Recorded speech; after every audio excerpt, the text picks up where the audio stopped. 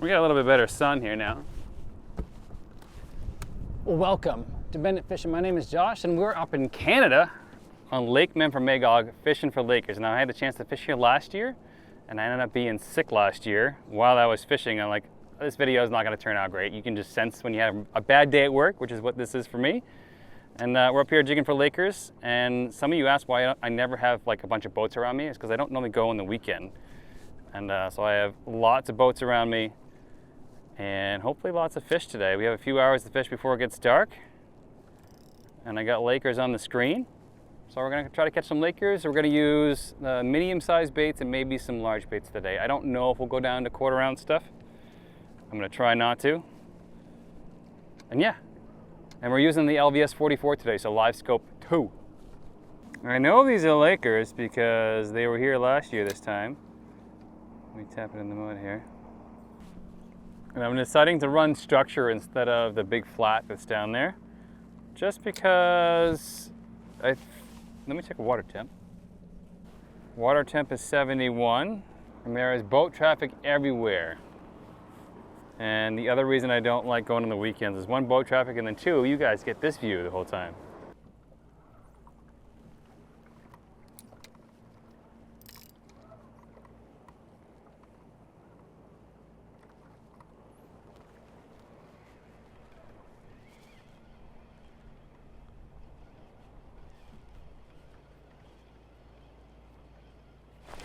Got him. Just a little one. Freaking out though.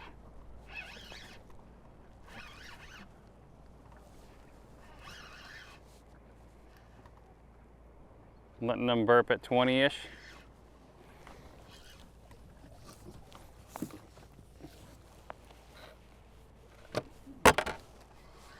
Letting them burp.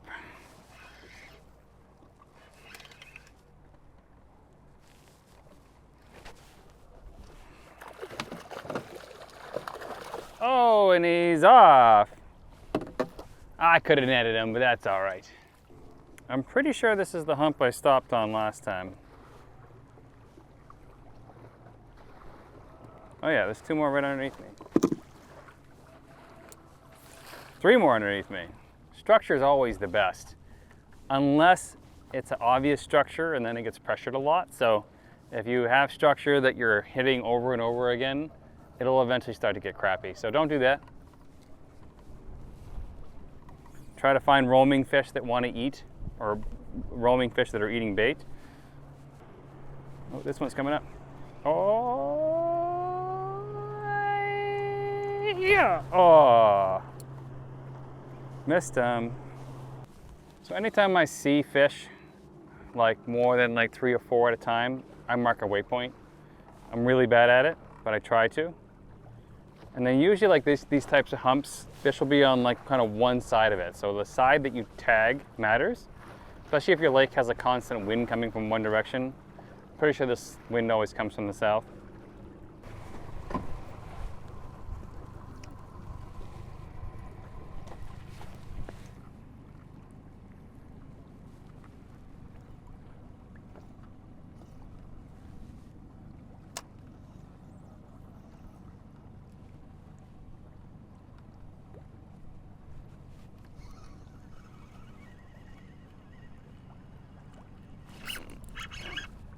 Got him that time.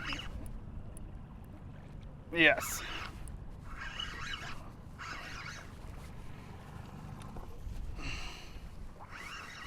One-ounce flutter jig. Get him.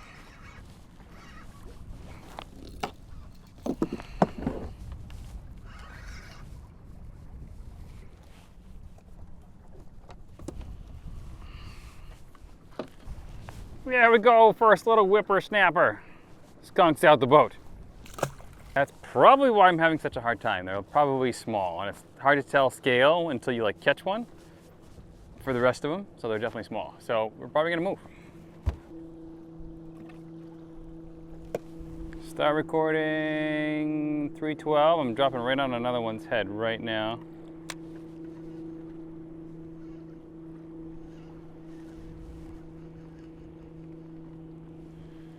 Damn, they spook easy.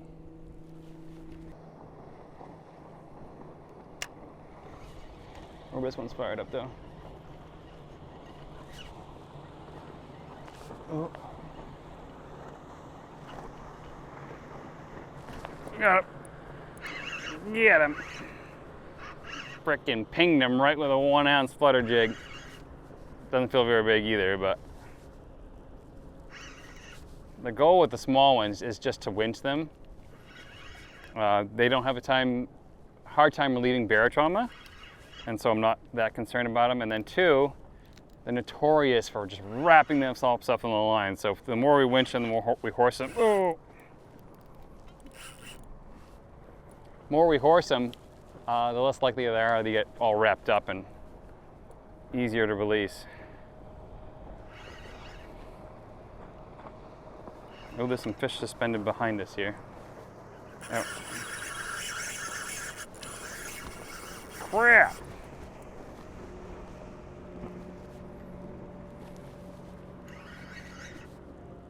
I'm hoping this guy's spare hooked. He feels like it.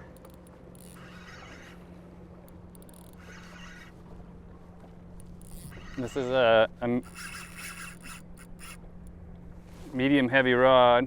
No, a medium rod. Fast action.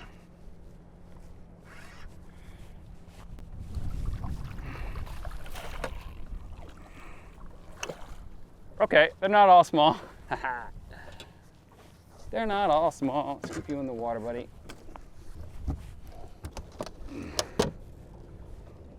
Well, right there is a men from Magog chunky one right there. How to make fish look big. Don't show your fingers on the fish. That gives it scale. 24.5. Nice, chunky Canadian Laker going back in. And they liked spoons last time I was here, so why not, right? So this is what I'm using. So this is the flutter jig. Now this is made out of bismuth and tin, so it's lead free.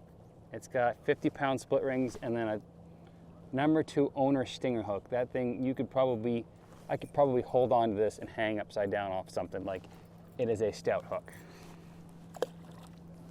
I don't know if we got enough for a video yet, but I don't know if I realized there was this giant ski resort here last time I was here. But it was like really overcast, so I don't know, maybe foggy last time? I think it was foggy. No idea. There's a couple right there. So this is like the absolute beast for casting. 1 ounce, absolutely bomb it out there. It sinks so freaking fast. Start recording. 3:18. I got 3 fish underneath me. I mean, look how fast this thing falls. Meow.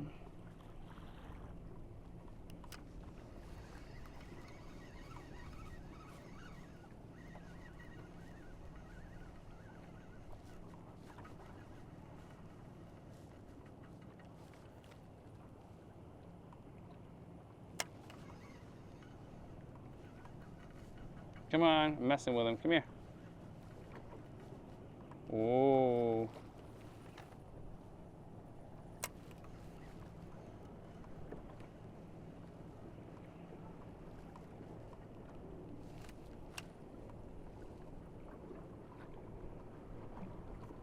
So I'm gonna try to get him to turn around down there. Come down and then back around again here.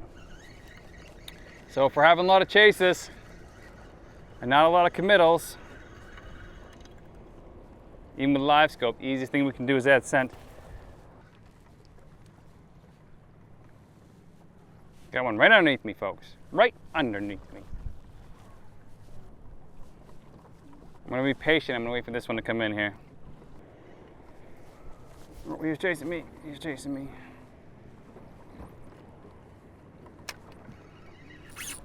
I got him on the pole. He's tiny. He's tiny, tiny. Drop that jig right on his freaking mouth right there. This one's gonna be a boat flipper for sure. Eating the 1 ounce jig here. Oh yeah, we call that a boat flipper right there. A boat flipper. But he counts as a lake trout. I gotta change batteries. All of our fish left us. Let's motor around here.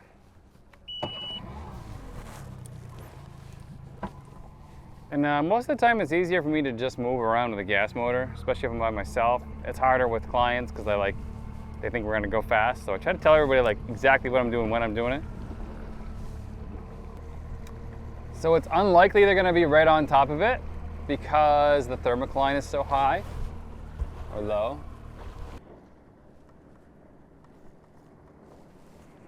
So I don't normally get nervous around other boats because I'm out in the water quite a bit. This lake I'm nervous about getting hit just because there's so much boat traffic. Ooh, I just got throttled. Damn. Frickin' waves. Just got wrecked. I might have to switch to a smaller spoon, I don't know yet. Just because if these are the fish moving up here, they're usually smaller first. That's my assumption. I have no data to back that up actually. Because my season closes and I can't fish for the bigger ones.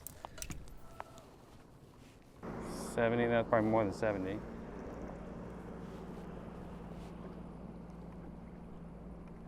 Yeah, that's okay. We're out at almost 100. So with these shallow humps, I like to cast out to them as much as I can. Right to bottom with you little buggers. Oh, I hit him. He hit me, I mean.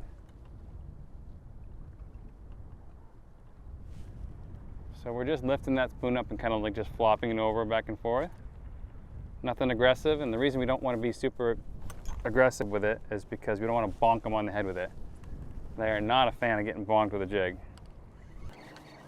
So also, if we have a bad cast, just recast. Like if you can't find yourself, especially in the fall time when they're pre-spawn and they're starting to shut down their feeding, don't give them a chance to see that jig when it's not acting normal. That boat is legit less than 100 feet away. There is like no courtesy out here. It's kind of ridiculous. I mean, there's 1,000 freaking sailboats out here too, so the space is limited, but it's a bunch right below me. Let's go vertical on them.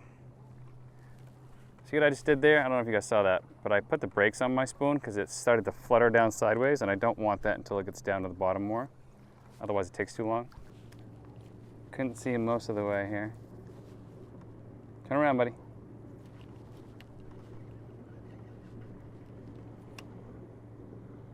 I'm gonna ignore him and drop down to his buddy here. Ooh, ooh, ooh, ooh, ooh. You think they'd talk to each other on the way up and say, don't eat that. Oh, I missed it. Usually when they miss it, they come back for it.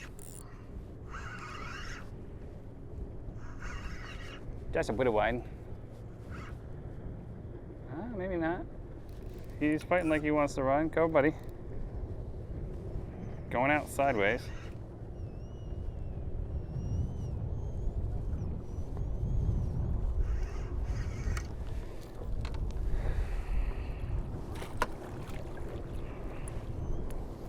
Another chunky one.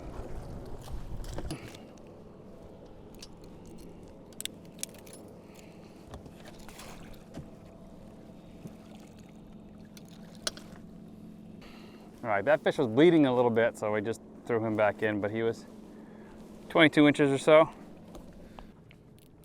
So these fish are just still recording 5:06. These fish are just chilling. They are waiting for spawn. Some of these at least.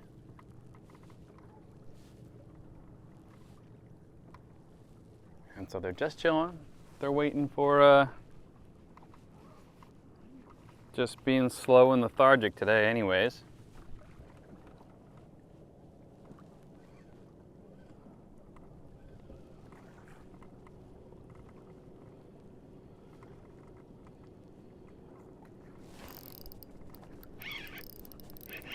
freaking lightest bite in the world.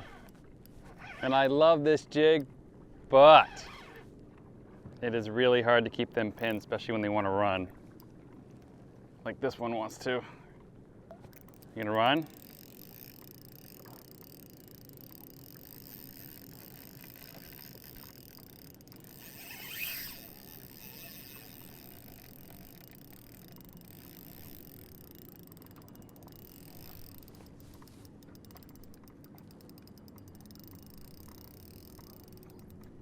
Brought me right down to 50 feet.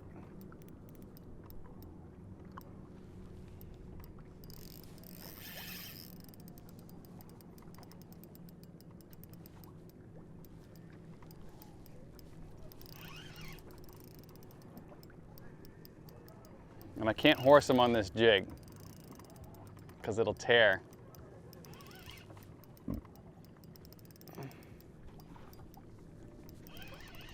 Oh no, he just burped. He's gonna go for another run, I think. Yeah.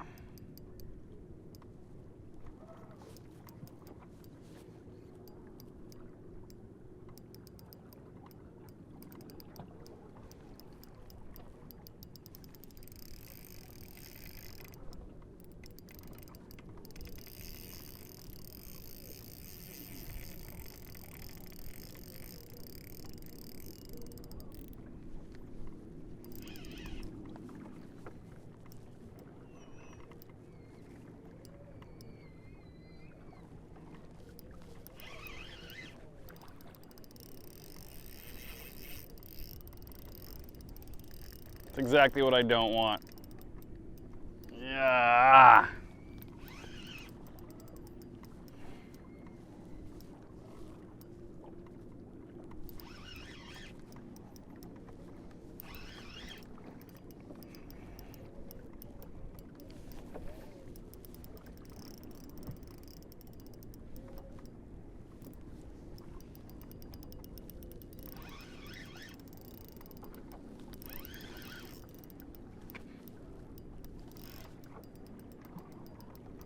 Trying really hard not to come to the boat.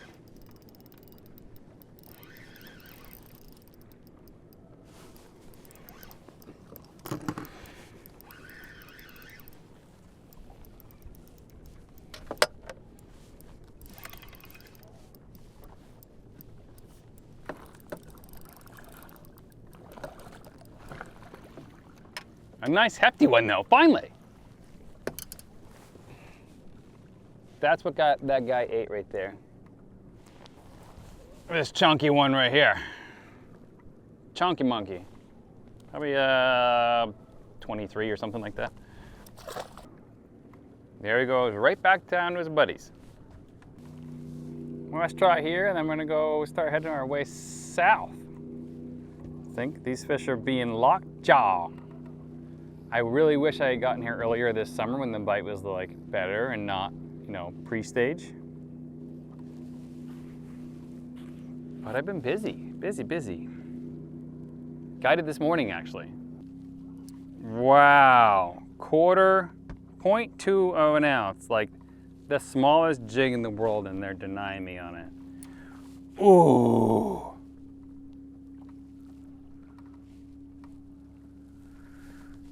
All right, let's try some places down south here. Make our way back. It's 5:30. I don't have time to be home, but it's like a 2.5 hour car ride. I gotta pack up for half an hour and then stay awake. Well, that is it for the video, guys. That sun just dropped behind the hill there and it got chilly. So, if you guys want to support the channel, visit benditfish.com. If you want to be guided in inland lakes in Vermont or New Hampshire, and I can show you this in person, email me. There'll be a link from my guide service down below. And yeah, second time up in Canada. They were a little bit picky. I want to come back up here in like springtime when they're completely fired up, and they're probably more on the Vermont side. Thanks for watching.